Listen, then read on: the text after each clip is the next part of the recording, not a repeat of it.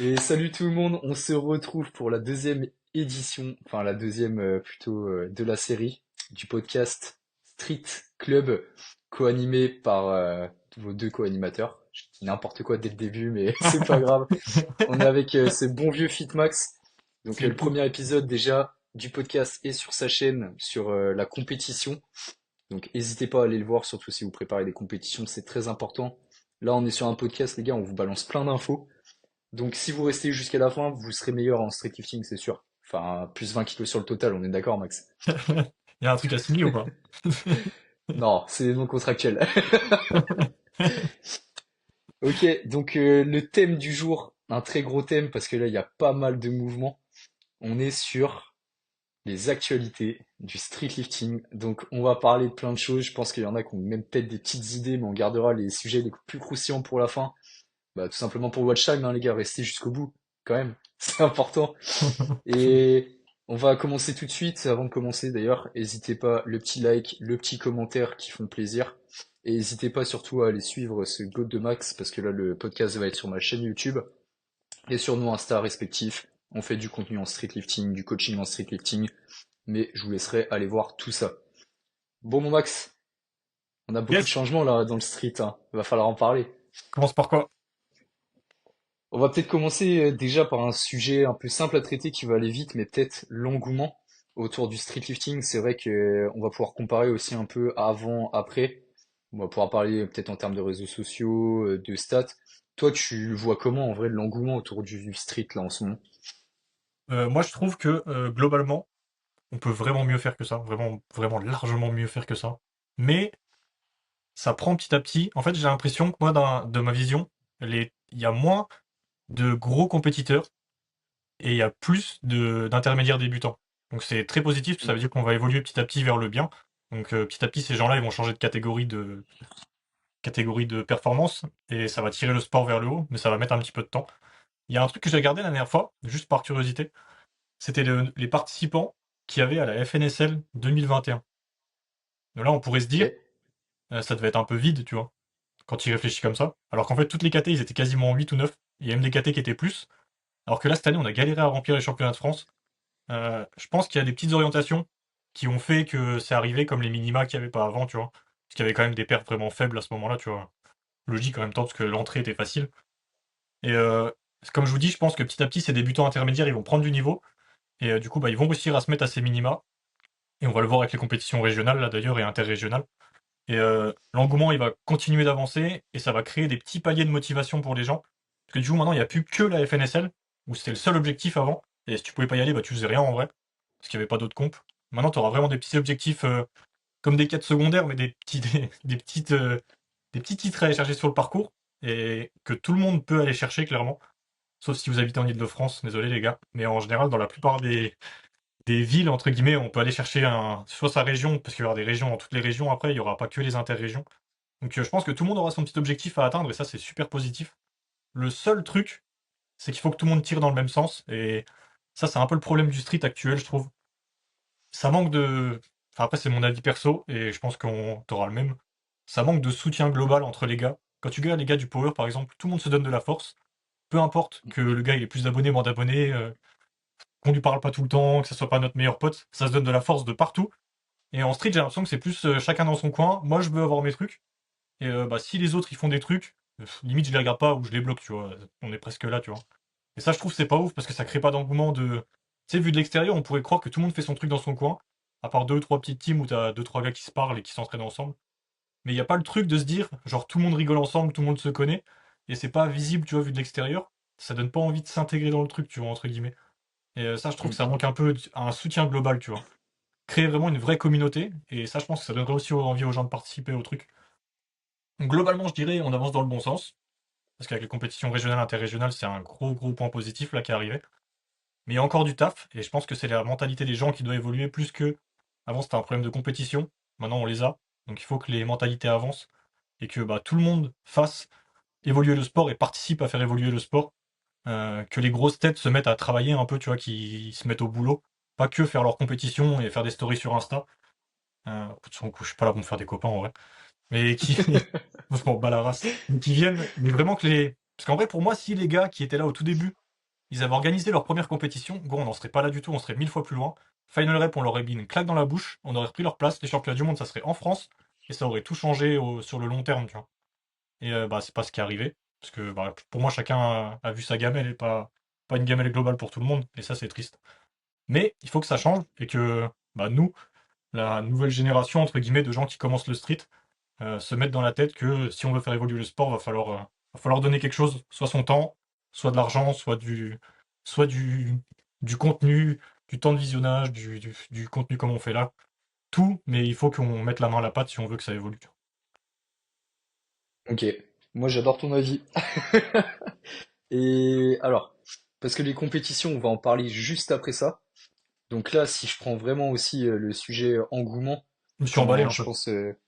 Ah mec, t'inquiète, là t'es prêt pour le sujet d'après, j'adore. Ça se voit que c'est un sujet qui te va droit au cœur. Mais c'est vrai que si on voit l'engouement, moi c'est surtout, je pense, au niveau des réseaux sociaux, des gens qui en parlent et des gens qui connaissent le street lifting, on n'est plus du tout dans la même dimension déjà qu'il y a 2 ans, où tu disais à quelqu'un, je fais du street lifting, le mec tu disais, ah ouais, c'est quoi? Enfin, si tu fais des figures, tu fais de la calisthénie, non?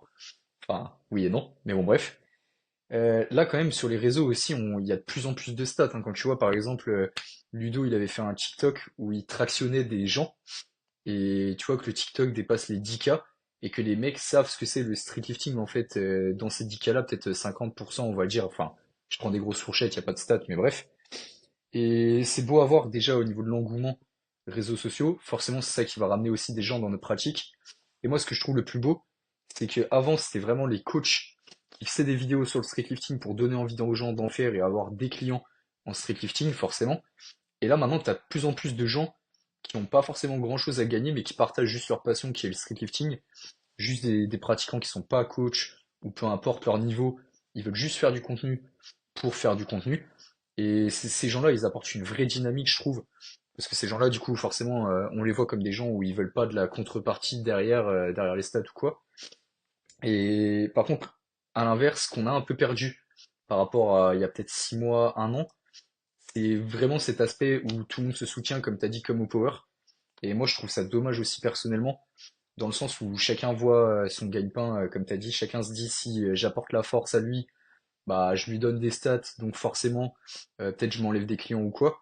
Au lieu de se dire si je lui donne de la force, et bah on va se retrouver avec plus d'engouement sur le sport. Le mec, s'il voit vraiment que par son intérêt personnel, et bah que ça va rapporter des clients, c'est pas grave. Et je trouve ça dommage, ça se trouve, il y a même des gens, en fait, qui scrollent, ils voient un bon sujet, et au lieu de se dire instinctivement, ah bah je lâche un com, j'ai kiffé le sujet, bah tu vois, typiquement, ils vont dire, ah le sujet il est bien, il a bien abordé, mais vas-y, je donne pas de force, je scroll, c'est pas grave, parce que j'ai pas envie qu'ils me volent mon assiette. C'est Et ça, sûr. je trouve ça dommage, en fait, c'est à nous tous, enfin pas que les coachs, hein, mais même les petites personnalités, de juste qu'on soutienne parce qu'on kiffe le sport, en vrai de vrai. Moi, si je sors de l'aspect coach, je kiffe le sport et ça me fait kiffer de faire du contenu, même si j'étais pas coach, tu vois, j'en ferais. Et je sais que typiquement, toi, t'es exactement pareil que moi là-dessus. Et faut pas qu'on perde ça de vue, qu'on fasse pas un sport égoïste où chacun fait ça dans son coin, comme t'as dit, qu'on répète pas certaines erreurs. Et juste que tout simplement, en fait, on se donne de la force et qu'on continue de faire vivre ce sport. Je pense que ça passe notamment par les réseaux sociaux, forcément, les compétitions, le bouche à oreille, tout en général, mais qu'on reste dans une bonne dynamique, en fait, par rapport à ça d'entraide. Et d'ailleurs, si je peux faire une dédicace quand même, ce bon vieux Nasdam, tu vois, typiquement, Ça, Nasdam, ça c'est c'est un bon. l'incarnation pour moi, ah, c'est l'incarnation pour moi de l'âme, l'âme du street.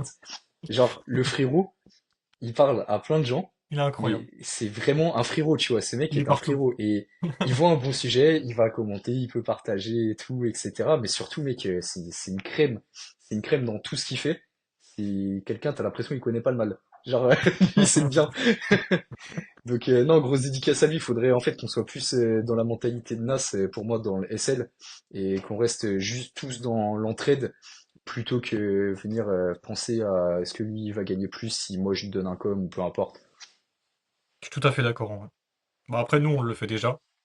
Moi, je sais que Mm, dès que je vois un truc, même si le gars, il s'en fout de ce que je mets moi, genre, je fais toujours l'effort de mettre un mm, petit like, un petit commentaire. Ça mm, prend mm. 2 secondes, en vrai. Et, comme tu dis, ça fait Ouais, évoluer le mm, sport globalement, et c'est ça qu'on veut, tu vois. Pas mm. d'ego, en Et vrai. même L'ego, pas c'est la, snober les c'est la gens mort. aussi. Ouais. Bah, l'ego, c'est la mort. Mais même pas snobber les gens aussi. Je sais qu'il y en a beaucoup, ils voient un mec, peut-être qui a pas beaucoup d'abonnés ou quoi, s'il fait du bon contenu, donne-lui de la force. Bah, Même on bloque-le si son sinon. contenu, il est pourri. Bah, gros. Non, mais Eh, si tu le en bloques pas, vrai, au final, tu vas tomber sur ses contenus, tu la gardes pas, et en fait, tu lui rends pas service. Donc, si tu veux pas le voir, bloque-le, hein. ouais, en vrai, c'est plus court. Non, mais c'est vrai, gros. Parce qu'un mec qui scroll, au final, il te fait perdre de l'engagement. Et autant qu'il regarde. S'imagine, c'est lui qui est dans les 20 premiers à regarder et qui va créer tu sais, ton élan. En gros, s'il Ouais, de regarde pas, c'est ouf. encore mieux au final. En vrai, hein. C'est clair. Par rapport aux stats. Ok, on va aborder le sujet là. Je sais qu'on va en avoir des choses à dire. Tu vas en avoir des choses à dire, mon Max. C'est les compétitions. On voit que là, il y en a de plus en plus. Et surtout, bah, par exemple, on a les régionales qu'on a vu il y a pas très longtemps sortir pour le Grand Ouest. Le qualifieur Ace Squad. Grosse dédicace d'ailleurs aux frérots de la Ace qu'on embrasse fort. Et plein de compètes indé, comme je prends Annecy Street Event, grosse dédicace à eux aussi d'ailleurs, ou d'autres organisateurs, peut-être ma team les Spartans qui organisera aussi une comp. Toi, t'en penses quoi de tout ça? Comment ça évolue? Euh, Moi, j'ai un avis mitigé sur la Cup. euh, pour une raison très simple en vrai. C'est que là, tu vois, comme je te disais, si on regarde les championnats de France actuels, on n'est pas full. Donc on a de la marge, tu vois, de pratiquants. Donc je pense que c'est une bonne chose d'avoir un deuxième qualifié, sauf qu'il est arrivé un peu trop tôt, je trouve, dans mon avis personnel, hein. Il est arrivé un peu tôt. C'est peut-être pas le meilleur moment pour avoir un deuxième qualifié tout de suite. Et le deuxième petit point négatif, c'est que jusque-là, on avait un peu le lead sur ce qu'on faisait chez nous en France, parce qu'on était le seul qualifié. Donc les poids devant et les coudières, on en parlera après, mais c'est des trucs où on pouvait vraiment un peu faire ce qu'on voulait, parce que sinon, ils n'avaient pas les Français. Vu que les Français, c'est un peu les têtes d'affiche dans pas mal de KT, si t'as pas les Français, t'as pas les têtes d'affiche, si t'as pas les têtes d'affiche, c'est un petit peu moins bien pour le prestige de ta comp. Même si les Français, actuellement, ils vont faire leur compétition dans les autres pays pour se qualifier, mais ça, c'est une autre histoire. Du coup, je pense que si, au lieu de faire une deuxième compétition, ils s'étaient plutôt peut-être alliés à la FNSL et on avait créé par exemple un championnat de France B, tu vois, sans dire que l'un a A et l'autre a B, tu vois, sans donner de poste à chacun. Et en gardant la même dynamique, je pense que ça aurait été un petit peu plus intéressant. Parce que là, même au niveau compréhension des gens, avoir deux compétitions, il y en a un, c'est le championnat de France, l'autre, tu peux te qualifier pour les championnats du monde, mais c'est pas le championnat de France. Ça crée un peu, comme dans la boxe, tu vois, avec les ceintures, un petit manque de compréhension de la part de la masse, tu vois. Nous, on comprend comment ça fonctionne, parce qu'on est dedans tout le temps. Mais un gars qui s'y intéresse, qui pratique, mais qui est pas tout le temps dedans, ça peut être un petit peu flou, tu vois, pour lui. Donc, je dirais bien parce que ça crée des comptes en plus, mais un peu mitigé parce que c'est peut-être un peu tôt et qu'il y avait peut-être d'autres choses à faire avant, tu vois. Ok. Moi, Et par sinon, rapport à régional, la interrégional, Ace, ça c'est ça masterclass, genre ce c'est truc c'est là. le feu. C'est le banger, ça. Moi, par rapport à la Ace, tu vois, je pense que c'est le premier sujet où on va pas être d'accord d'ailleurs. C'est sûr. C'est que, ouais, parce que, après, moi, forcément, je peux pas être objectif.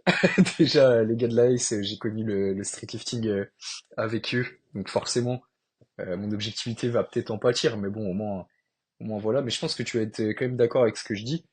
Ce que je trouve cool avec déjà le qualifieur de la Ace, c'est au niveau du côté spectacle.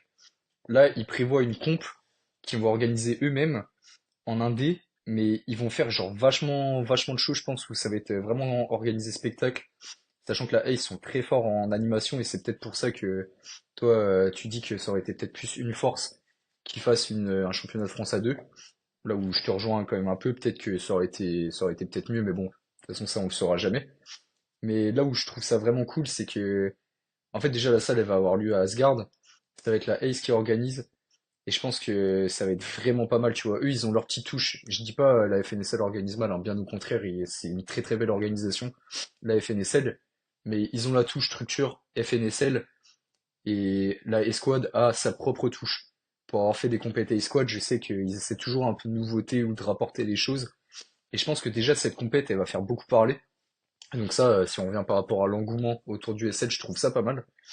Et surtout, moi, ce que je trouve cool avec ce qualifieur, mine de rien, c'est que, en fait, ça va peut-être laisser la place aux athlètes français qui vont viser, genre, bah, du coup, une qualif championnat de monde, de passer directement par là.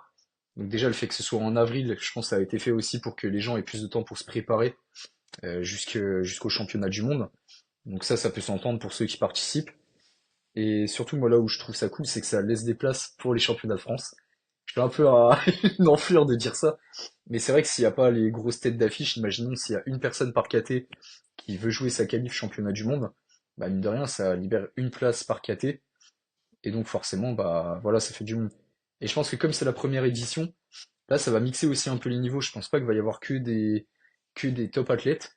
Il y aura peut-être des personnes qui seront peut-être un peu en dessous de ce qu'on attend. Parce que là, on se dit qualifieur et escouade, donc forcément, qualifieur pour les mondes, va y avoir du gros niveau. Mais quand tu regardes, par exemple, là, alors on tourne le podcast, il y a le championnat du Portugal. T'as Aubin et Lionel qui sont Mm. là-bas pour jouer leur qualif. Mais c'est pas pour autant que tout le niveau, c'est du niveau top athlète. Donc on va peut-être avoir même des petites têtes qui vont profiter de cette visibilité-là. Imaginons que, je sais pas, un mec qui a 300 abonnés, qui a pas non plus des perfs ultra monstrueuses, bah, il va peut-être pouvoir en bénéficier. Donc, dans ce sens-là, je trouve ça plutôt cool. Non, en vrai, sur tes arguments, je suis d'accord. Mais moi, je vois le truc, genre. Enfin, je vais pas dire ce qui me gêne, parce qu'en vrai, c'est un grand mot de dire que ça me gêne. Mais, tu vois, dans l'idéal, c'est que si t'es français, tu fais le championnat de France. Après, je suis un vieux con, genre, tu vois. Mais, tu vois, c'est quand même intéressant que. Non, mais que tous les Français, ils viennent se battre, tu vois, au championnat de France. Parce que du coup, bah, le prestige de la Mhm. compétition et justement l'engouement. Imagine l'engouement d'aller voir un Aubin contre un Raoul, tu vois. C'est pas le même que Mhm. d'aller voir Aubin en Portugal, Raoul en Espagne et l'autre qui va en Oui, Irlande, tu aussi, vois. ouais. Mais Mhm. du coup, C'est vrai que, ouais. ça ferait des putains de grosses affiches, tu vois, qui regrouperaient des putains de top athlètes. Et là, c'est là que le deuxième qualifieur, pour moi, il manque de sens, tu vois, dans ce sens-là, tu vois. Sans parler Mhm. de l'organisation, etc. Là, je suis quasiment sûr et certain que ça va être un banger, que ça va être incroyable. Mais imaginons qu'on faisait les championnats de France avec tous nos athlètes français, en profitant de cette organisation-là en plus, tu vois. Là, on Mhm. aurait une compétition démoniaque. Ensuite, on aurait là le monde. Du coup, plus d'argent, des meilleures compétitions par la suite. Donc plus de compétition, plus d'engouement, plus de gens, plus de gens, plus d'argent. Et encore, c'est la chaîne tu sais, qui s'emballe, tu vois. Et Mhm. moi, je vois plus ça dans le sens là, genre tout seul, on va plus vite et ensemble, on va plus loin, tu vois. Donc si on était tous réunis autour du même chemin, je pense qu'on pourrait en faire plus que chacun fait son truc dans son coin, tu vois. Ok, ce qui Mais sans s'entend dire, aussi, sans hein, de dire toute que façon. la compétition, elle va être incroyable, c'est sûr. Ça, je le remets pas du tout en question, tu vois. Qui sera toi d'ailleurs ou pas du tout? Bon, gros, c'est loin, hein. Bah, je te filmerai ça, t'inquiète. J'ai 11 heures de route pour y aller, gros. Ok, ouais, donc Lorient, je pense que c'est terrible. un C'est vrai des que points les plus loin du monde pour moi, genre. ah, il y a pire. Je pense qu'il y a Brest. Brest, c'est encore pire. Ah, il y a moyen, ouais. Et encore, je crois que non, Brest, je Ouais. crois que je suis plus près de Brest que de Lorient, je crois. Ah ouais, ça c'est une folie quand même. Ah ouais, il Parce y que a Brest, moyen. normalement, c'est vraiment le bout de la France, hein. Ah, Lorient, c'est vraiment. Pour moi, avec l'autoroute, c'est vraiment ultra loin. Je crois que j'ai 11 heures de route, ouais. Waouh, terrible. Mais dans tous les cas, je le suivrai, parce que, comme je te dis, je suis sûr et certain que ça va être une vraie grosse compétition, c'est sûr. Peu importe le niveau, Ouais, juste de l'organisation et du lieu, etc., ça va être incroyable. ça, hâte de voir. Et puis, non, sinon, en dehors de ça, bah, de toute façon, comme tu l'as dit, hein, les régionales, moi, je pense que ça va continuer de se développer. Là, c'est vrai que comme la Grand Ouest, on était en avance, bah, c'était l'occasion de faire en sorte de garder cette avance, on va dire, par rapport aux autres. Ouais, puis ça donne le choix. Mais, Je trouve que c'est pas mal, tu vois. ouais, c'est clair. Mais surtout quand tu regardes le nombre de participants, en vrai, c'est pas déconnant dans toutes les régionales. Donc, je pense que l'année prochaine, il y aura de l'ouverture. Enfin, dans les régionales, dans les interrégions. Je pense que l'année prochaine, il y aura d'autres ouvertures de régions. Et je pense que ça va continuer dans ce sens-là, peut-être à la manière du FA où il y aura des départs, des trucs dans le style. Bon, ça, c'est Et ça l'idéal, peut être ouais. vraiment pas mal. Surtout le système de qualif maintenant qui valorise beaucoup plus la compétition qu'autre chose. Ça, je trouve ça aussi vraiment cool. Donc tout simplement à continuer, mais on valide fort. Et même les compétitions indés, continuez les gars, hein, surtout Annecy Street Event, le bruit qu'ils font eux, en ce moment. Merig, il est fort, hein. Ah ouais, bah Je sais dédicace qu'il au ne gars fera hein, pas ça, d'ailleurs, mais il est mais fort. il va trop prendre la confiance. Non, c'est terrible. Faut continuer aussi d'avoir cet esprit street avec les compètes AD. Je trouve que c'est important et ça permet aussi à des gens de moins de se prendre la tête, d'avoir des compètes Mm. peut-être un peu plus fun en échéance et de venir faire leur show à leur manière aussi. Ok, ok. On a balayé le sujet compétition et là, je sais qu'il y en a beaucoup qui attendent les deux sujets qui arrivent. On va commencer par les coups d'hier. Les coups Je d'hier. commence ou pas? Ou tu Ah commences? ben moi je veux bien parce que toi t'es en full stiff, moi je suis en half stiff. Allez, commence. Les coups d'hier. Déjà, premier truc, j'étais le premier à les mettre. Et j'étais le premier à vous dire qu'on allait les mettre. Mm. Donc je me lance une grosse fleur, là, j'avais raison, voilà, c'est tout. Voilà, je m'arrête là. Non, là, si on prend le sujet, euh, Moi, je pense que même si je les ai mis et que je les garderai, c'est une grosse connerie parce que c'est trop d'assistance, je trouve. Si on avait juste mis les half par exemple, je trouve que ça, en vrai, c'est pas un gain de malade, c'est un bon équilibre. Donc si on restait sur des half ça aurait été une bonne chose. Les fulls, c'est vraiment trop. En bas, t'as l'impression, t'as plus de tension, tu fais plus rien, genre, tu vois. Donc je trouve que Mm, c'est vraiment trop dénaturé le mouvement. Mais en vrai, les power, ils disent la même chose des genouillères rigides et je pense que c'est le même débat. Mais je pense qu'on aurait eu intérêt à, bah pas nous, mais Final Rep, parce que c'est eux qui dictent les règles, à plus garder du half stiff ou un entre les deux au maximum. Là, les fulls, ça dénature vraiment, vraiment le mouvement. Et je pense que c'est un chemin. Le chemin de l'équipement, il est bien pour les gens qui compètent, qui ont des petits objectifs, pas championnat du monde, hein, je parle petits objectifs perso déjà assez intéressants entre guillemets, donc avec des grosses perfs entre guillemets, à un niveau France Espoir, tu vois à peu près. Je trouve ça intéressant, mais du coup ça donne envie à des gens qui ont pas des grosses perfs de les mettre pour essayer de gagner un petit peu du temps. Et ça, je trouve, c'est un peu le mauvais pendant de l'équipement. Parce que tu vois, par exemple, un gars qui a un dips à 40, je ne renie aucune performance. Mais s'il commence déjà à mettre des full stiff, on va où après, tu vois? mm. Et ça, je Ouais, trouve, c'est non, le c'est mauvais, clair. c'est le mauvais pendant d'autoriser ce genre d'équipement. Tu vois. Après, c'est pareil pour les genouillères. En vrai, c'est le même débat. Il y a du Mm, bon et il y a du moins bon. Moi, je dirais que le moins bon, c'est les full stiff. Et le bon, ça serait les half stiff. Si on devait faire un parallèle entre les deux, tu vois. mm, mm. Moi, je trouve, personnellement, par rapport au coup d'hier, comme tu as dit, hein, pour ceux qui comprennent pas un peu le mécanisme, c'est rien qu'en half stiff, le fait que ici, tes pads qui soient durs, enfin qui soient stiff du coup, tu vas accumuler suffisamment de tension, même si, imaginons, t'es le mec le plus nul en excentrique qui soit, en fait, tu vas te retrouver avec des coups d'hier, automatiquement, tu vas avoir un dips où tu vas pouvoir mieux accumuler la tension, déjà, et mieux gérer ton excentrique, peut-être ton isométrique aussi, et avoir un bon renvoi. Donc, les coups d'hier sur les profils perte de tension, moi j'en ai vu exploser leurs dips alors que leur technique, enfin, je vais pas, ouais, allez, vas-y, je vais balancer le terme, c'est une technique cadavre. En vrai de vrai, je suis désolé, hein, mais le cache-misère que c'est des fois, enfin, moi, tu vois, typiquement, en plus, j'ai un peu la haine de ça. C'est pour ça aussi que je suis moins, enfin, je suis contre les couillères, dans le sens où j'ai un profil perte de tension. Enfin, avant, je l'avais. J'ai travaillé ma technique pendant super longtemps pour avoir une excentrique ultra propre, une isométrique vraiment stable. Et le jour où j'ai bien maîtrisé le mouvement, où j'étais en avance, les coudières sont annoncés. Et en fait, les coudières, enfin, c'est le truc qui cache la misère, comme je l'ai dit, et où tout simplement, il y a des mecs qui vont en profiter. Là où je trouve ça dommage en plus aussi, c'est qu'en fait, faut se rendre compte que ouais, on est dans la même guerre, comme tu le disais, que la course vers le stiff avec les power. Donc par exemple, si je prends les A7 Rigor Mortis et les SBD édition 2019, je crois, ou un truc du genre, 2015 peut-être, mais bref. En fait, le problème de ça, c'est que du coup, on se repose trop sur du matériel pour améliorer sa technique et améliorer ses perfs, parce que on va pas se mentir, les tendinopathies au niveau du coude, enfin les tennis elbow ou les épicondyliens médiaux ou latéraux, peu importe, on a très très peu de pathologies pardon, tendineuses ou de blessures au niveau du coude. Et c'est pas déjà c'est pas comme au squat, où il y en a énormément qui ont des pathologies au niveau des genoux. Et je trouve ça dommage déjà cet équipement dans ce sens-là. Et là où je trouve ça encore plus dommage, c'est que là maintenant on rentre dans une guerre aussi qui est business quand même pour certaines marques. On va pas se mentir non plus. Le stiff, tu payes 20 € de plus que du half stiff par exemple pour avoir du coup plus de perf.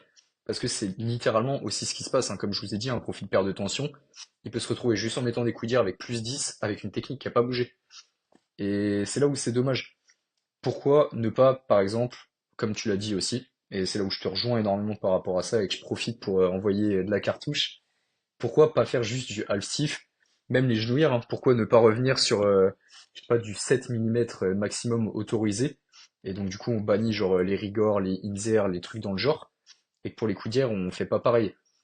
En fait je trouve ça dommage parce que c'est vrai que le street, à la base des bases, on disait c'est un sport qui se pratique à l'extérieur, patati patata, bon maintenant ça a bien évolué, on est quasiment obligé de le pratiquer en salle, le street lifting, mais maintenant on se retrouve avec du suréquipement, et ça va être quoi la suite? Est-ce qu'on va se retrouver avec un truc au niveau des cervicales pour vraiment être sûr d'avoir le cou qui bouge pas, je sais pas, pendant la traction ou des trucs du style? Enfin, faut, faut pas que ça devienne une guerre de commerce et marketing, le street lifting, et que ça garde quand même un sens logique. Après, on se démarque au moins de l'équipé en force athlétique et en powerlifting. avec les mecs par exemple qui ont des t-shirts pour renvoyer, tu sais, au niveau du bench là. On se démarque peut-être un peu de ça parce que du coup, oui, on a de l'équipement en plus, mais du coup, un sport qui à la base se voulait accessible commence à devenir de plus en plus cher. Et comme tu l'as dit, même des débutants qui ont 40 kilos, ils vont vouloir s'équiper pour ressembler aux autres, déjà numéro un, pour avoir de meilleures perfs, numéro 2, et en croyant que c'est vraiment un avantage pour eux, alors que pas du tout. Donc, bah, pas le choix, hein. Enfin, de toute façon, les gars, si vous avez des objectifs compétitifs et vous voulez jouer des places, bah, malheureusement, il va falloir faire comme tout le monde, il va falloir acheter des coudières. Mais n'investissez pas sur ça en priorité si vous êtes débutant. Franchement, prenez d'abord des genouillères et une ceinture de force à la limite ou des bandes de poignet, je sais pas. Mais les coudières, ça vient vraiment en dernier pour moi dans les équipements, même derrière les chaussures. Bah, clairement. Après, il y a un truc que j'aime bien que t'as dit au début, c'est le cache-misère, tu vois. Et en Mm. vrai, on se rend compte qu'il y a beaucoup d'équipements qui sont cache-misère. Tu vois, par exemple, les chaussures d'haltéro, 99% des cas, c'est des Oui, cache-misère, tu oui, vois. oui, C'est la même chose, tu de vois. fou. Mais les gens, au Mm, final, mm. ils s'habituent à ça, ils se reposent dessus, et au final, ça devient une habitude et ils pourront plus jamais s'en détacher. Alors que, Mm. juste en bossant, ils pourraient s'en séparer. Mais là, du coup, les coups c'est Totalement. là que ça, le côté perf, il passe au-dessus de tout. Ça, Mm, c'est un peu le mauvais pendant du truc, tu vois. Mais tant que mm, ça sera mm. une entreprise qui gérera nos règles, qui est Final Ouais. Rep, on pourra rien faire de Mm. plus, tu vois. Ouais, c'est sûr. Enfin, de toute façon, ils ont tout l'intérêt business de faire ça. Après, faudrait réussir à faire un truc tout simplement au moins qu'on reste en half stiff, rien que pour les genouillères et les coudières, ça serait peut-être top. Mais bon, maintenant qu'on a pris ce penchant-là, ça va être dur de revenir en arrière. Quoique, Compétition. ouais, après, la force athlétique avait fait ça, hein. En vrai, tu me diras, avec, enfin, ils ont basculé de plus en plus vers l'équipé, ils sont revenus en arrière en séparant l'équipé du, entre guillemets, raw, qui n'est pas vraiment du raw. Oui, oui. On verra, hein, là, seul l'avenir nous le dira, mais c'est les actus strict, de Mm. toute façon. Et le muscle up poids devant, mon petit Max sur lequel on va être attendu au tournant. C'est claqué. Non, je rigole. T'as testé, du coup? Ah, j'ai essayé, pour moi, c'est claqué. Après, Ok. alors moi, je dirais, je donne mon avis en premier, vas-y, je me suis lancé. Mm, Moi, je dirais, il y a deux façons de voir le truc. Il y a, déjà, ça fait combien de temps que tu bosses avec le MU entre les pieds? Donc, à quel point mm, tu as réussi à optimiser ta technique avec le MU entre les pieds? Et pour mon cas personnel, j'ai mis énormément d'énergie à optimiser ça et mon MU poids entre les jambes, sans me jeter de fleurs, il est plutôt clean. Et du coup, bah, si ça fait par exemple 10 piges que tu bosses avec le MU poids entre les jambes, est-ce que tu as vraiment un intérêt à passer avec les poids devant? Combien de temps tu vas mettre à t'y habituer? Et est-ce que le temps que tu vas mettre à t'y habituer, il te permettrait pas de progresser plus sur la technique que tu as déjà en ce moment? Après, là, c'est un truc, c'est le cas pour toutes les modifs techniques qu'on fait. Il faut toujours prendre le bénéfice-risque et voir si le temps que vous allez mettre à adapter cette technique à vous, il n'aurait pas été plus bénéfique de garder la technique que vous avez en ce moment et de continuer de gratter des kilos dessus parce elle est optimisée, elle vous correspond. Donc je pense que là, sur ce sujet-là, c'est pas comme les coudières, parce que il y a des gens qui seront sûrement plus forts avec les poids entre les jambes et d'autres plus forts avec les poids devant.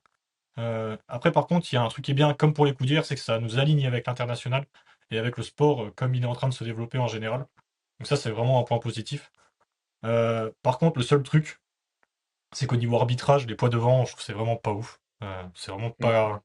pas facile d'arbitrer avec le poids entre les jambes, surtout avec nos critères actuels. Donc de ce niveau-là, c'est pas ouf. Pour l'avoir pratiqué, moi je trouve que c'est pas ouf parce que j'ai trop l'habitude de poids entre les jambes, mais comme je vous disais, ma technique elle est un petit peu trop optimisée. Mais par contre, je pense que ça peut avoir un intérêt à partir de certaines perfs. Parce que je sais que tu vois, par exemple, quand tu commences à mettre plus de 30 kilos, le tenir entre les pieds c'est un peu plus dur. Parce que du coup, bah, il faut vraiment avoir une grosse prise sur les poids. Et là, le poids devant, il peut être intéressant. Parce que du coup, bah, il peut pas partir dans. Il peut pas glisser et tu peux pas perdre ton keeping. Mais Mm. un mec qui fait des MU à 5 kilos ou à 10 kilos, il peut les garder entre les jambes, même à 25-30 kilos, je pense pas que ça pose problème. Donc je pense que ça sera quand même réservé à une élite qui a déjà des grosses perfs et que les autres, ils ont plus intérêt à le garder entre les pieds parce qu'en plus ça t'oblige à bosser ton gainage, etc. Et c'est un gros point positif. Et c'est plus beau. Ça sort du cadre, mais c'est plus beau. Donc en vrai, il y a du bon et du moins bon. Mais au global, je dirais que c'est une bonne chose en vrai, parce qu'au moins on s'aligne avec les autres et chacun pourra faire ce qu'il a envie de faire, tu vois.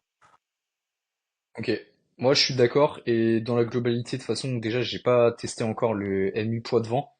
Après, j'ai pas mal de retours d'athlètes confirmés, voire national.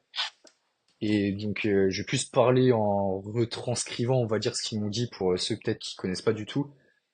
Déjà, le MU poids devant, Concrètement, ça va être peut-être bien sur un profil avec une flexion de hanche intensive, peut-être limite des fois du L-sit, dans le sens où ça va venir quand même un peu bloquer, et ça va quand même faciliter la partie tirage et transition. Par contre, la partie où c'est très compliqué sur un MU avec poids devant, c'est quand tu vas te retrouver à effectuer le deep bar.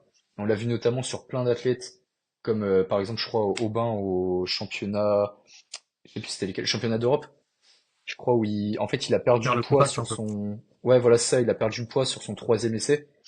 Le poids est parti pendant la trajectoire, et ça, par contre, c'est le gros risque qu'on a avec le poids devant, et qui fait que le dip peut devenir très compliqué quand t'as le poids devant. Après, au niveau du positionnement, c'est propre à chacun. Il y en a qui le placent au niveau des genoux comme Perret. Il y en Mm. a qui vont le placer au niveau des chevilles, chevilles en dorsiflexion, ou bien au contraire, pointe des pieds vraiment vers le bas. Ça, propre à chacun en soi, c'est aussi de la technique, c'est un confort avant tout. Là où je trouve ça moins impactant que les coudières, comme tu l'as dit, parce que je pense qu'on verra encore des gens faire du muscle up avec les pieds du coup joints. Moi. Ah, toi? Ouais, ouais, bah toi, c'est vrai. Et à l'inverse, moi, qui vais sûrement passer en poids devant. Pourquoi en fait tout simplement, après moi j'ai pas un muscle up aussi optimisé que Monsieur Max. Enfin non, au niveau de ma gestion des poids, j'ai un gros problème et comme j'ai une compétition dans pas longtemps, je pense pas que j'aurai le temps de régler. On va faire un petit test avec mon coach actuel pour voir si cette technique me permettrait de mieux gérer le poids. Donc pour les profils comme le mien, ça peut être une solution. Après, je pense que c'est vraiment utile à partir de 10 kilos, dans le sens où un poids entre 0 et 2 kilos, t'auras pas de mal à le gérer, comme t'as dit, si tu sais bien Mm. prendre ton poids, t'auras aucun problème. Il faut comprendre que même avec le poids devant, en fait, vous n'allez pas forcément mieux gérer le poids pour autant, parce que déjà, il faut avoir son positionnement. Et surtout, il y a énormément d'athlètes, à la manière d'Aubin, un des plus connus que j'ai cité, qui arrivent à perdre le contrôle du poids. Et je pense qu'on n'a pas encore la vérité absolue sur comment bien prendre le poids quand on place le poids devant, alors qu'à l'inverse, il y en a très peu qui le savent, mais on sait comment prendre le poids quand même, avec le poids entre les pieds. On sait surtout aussi comment il faut pas le prendre. Donc, faut se dire que là, il va y avoir encore une petite période, je pense, où on ne saura pas, il va y avoir des tests d'effectuer avant qu'il y ait du bouche à oreille. Donc, comment prendre le poids devant, pour l'instant, il y a très peu de recul. On verra ce que ça donne. Pour moi, c'est pas aussi dingue que les coudières. Ouais, je Je pense trouve ça aussi. bien. Ouais, carrément. Et après, je trouve ça bien, mais c'est juste pour l'arbitrage, comme tu l'as dit. Il va peut-être falloir beaucoup plus de vigilance, beaucoup plus d'attention, surtout sur ceux, les petits salauds là, qui mettent les poids au niveau des genoux. Attention, attention, parce que donc ouais, je pense que c'est surtout aussi le temps que les arbitres, peut-être il y a de la formation ou quoi, et qu'ils s'habituent à ça, à cette nouvelle règle. On verra bien ce que ça donne. Pour moi, c'est pas non plus une dinguerie en fait finalement qu'il y ait les poids devant. Ça dénature pas non plus le street lifting en soi. Voilà, je Non, je suis pense d'accord, moi. que Je suis ouais, d'accord. on a fait le tour sur ça alors. Très Mm. bien. On s'accorde souvent avec Max, hein, vous verrez au fur et à mesure des podcasts. On était moins d'accord la Généralement, dernière fois. ouais, ouais, c'est vrai sur la Ace. Mais Ouais. finalement, en fait, quand on parle des coudières et du muscle poids devant, là où je trouvais ça vraiment bien, d'ailleurs, je reviens peut-être un peu là-dessus. De toute façon, après, il nous reste qu'un sujet, donc le podcast durera moins de 45 minutes, c'est largement écoutable. Mais c'est vrai que là où je trouvais ça bien avec le qualifieur de la Ace, c'est que du coup, avant, la FNSL n'autorisait pas les coudières et le muscle up poids devant. Euh, Peut-être aussi que le qualifieur Ace, d'ailleurs, a fait en sorte que la FNSL bascule vers ça. C'est Ça, je sûr. sais pas parce que, ouais, il y a des chances, hein, pour que du coup la FNSL se force à s'adapter. Et ça, c'est un peu un mal contre un bien, hein, dans le sens où pour moi, je voyais ça en mode les athlètes qui veulent vraiment viser la qualif français, ils vont pouvoir jouer aux mêmes normes, on va dire, que les athlètes, comment ils s'appellent? Bah, que les athlètes internationaux. Ouais. Enfin, c'est bête quand même de se faire sucrer une place juste parce que t'avais pas les coudières ou le monsieur le poids devant alors que t'en as besoin. Donc moi, Non, mais c'est ça, pour je ça suis aussi que d'accord. j'avais trouvé ça bien au début et au moins là où c'est bien, c'est que aussi ça permet cette évolution-là.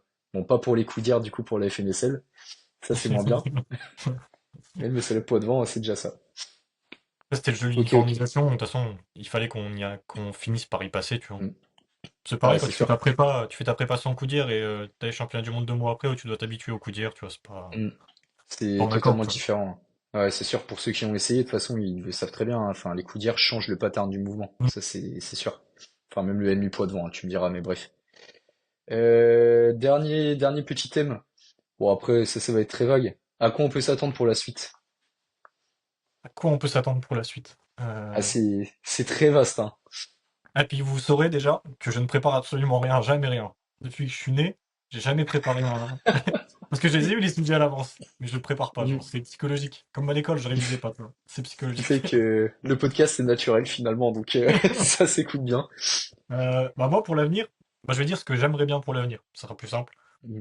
Moi j'aimerais bien qu'il y ait qu'on copie ce que tu as dit tout à l'heure, le système de la force athlétique, et que on ait des compétitions pour chaque niveau, donc T départemental, régional, etc. Et qu'il faille valider son total à une compétition pour pouvoir se qualifier aux France, peu importe laquelle, ça serait déjà une grosse avancée et ce serait ultra intéressant. Et ensuite, j'aimerais que bah, dans tous les pays, ça soit la même chose. Là, je demande beaucoup, hein, mais qu'on ait tous Mm. le même système de fonctionnement et que tout le monde ait du coup, bah, c'est régional, c'est départemental, etc. Qu'on fasse nos totaux dans ces compétitions-là pour se qualifier au championnat national du pays, qu'il n'y en ait qu'un seul du coup. Moi, je reviens sur le. Mais dans le principe, hein, qu'il n'y en ait qu'un seul, parce que du coup, ça augmenterait sa valeur de perception.